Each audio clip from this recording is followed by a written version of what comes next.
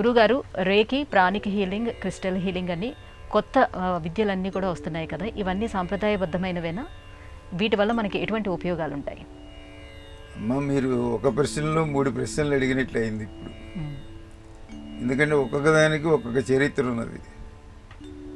ఈ రేకి అనేది, ఈ ప్రాణిక్ హీలింగ్ అనేది, క్రిస్టల్ హీలింగ్ అని మూడింటిని మనం కొద్దిసేపట్లో ఒక సంక్షిప్త సమాచారంగా చెప్పుకుందాం.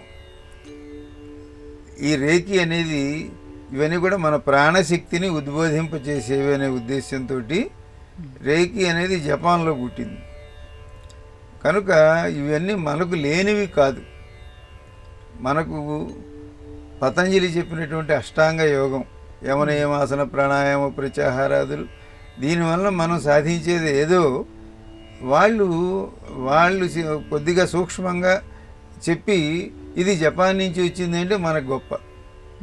అందుకని మన ఇంట్లో మనం భారతదేశంలో నీరు ఏ పక్కకి ప్రవహిస్తోంది, తూర్పు ఉత్తరం దక్షిణం ఇవన్నీ చూసుకుని మనం ఒక వాస్తుశాస్త్రాన్ని ఏర్పాటు చేసుకున్నాం. ఇతరులకు ఇబ్బంది లేకుండా అందరూ వీధులు, రోడ్లు లేకపోతే గ్రామాలు సరిగ్గా ఏర్పడటానికి వాస్తుశాస్త్రం ఏర్పడింది. ఇది జపాన్ వాస్తు అని ఒక ఆయన పట్టుకొస్తే జపాన్ వాస్తుని మనం మన ఊళ్ళోనో మన హైదరాబాద్లో ఎక్కడో ఇది ప్రవేశపెట్టామనుకోండి, వాళ్ళకి పర్యావరణం వాళ్ళ దానికోసం వాళ్ళ భౌగోళికమైన పరిస్థితుల్లో వాళ్ళ వాస్తు వాళ్ళకి పనికొస్తుంది, మన వాస్తు మనకు పనికొస్తుంది.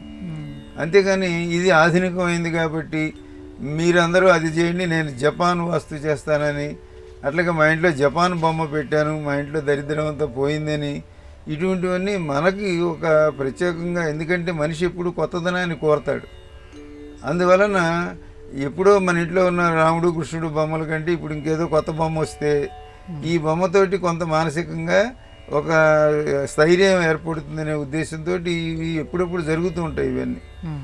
ఈ రేకి అనేది అయితే వీటిని ఆచరించేవారు, ప్రచారం చేసేవారు ఈ సమాధానం వలన వారిని మనం వేరుగా మాట్లాడుతుంటే అన్యథా భావించకండి.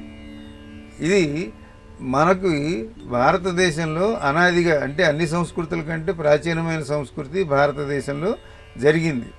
ఈ జరిగిన వాటిల్లో మనం ఎప్పటికప్పుడు మనలో ఉండే పిరికితనాన్ని, భయాన్ని, అధైర్యాన్ని పోగొట్టుకోవడం కోసం మనం ఎన్నో రకాలైనటువంటి సాధన మార్గాలు ఉన్నాయి మనకి.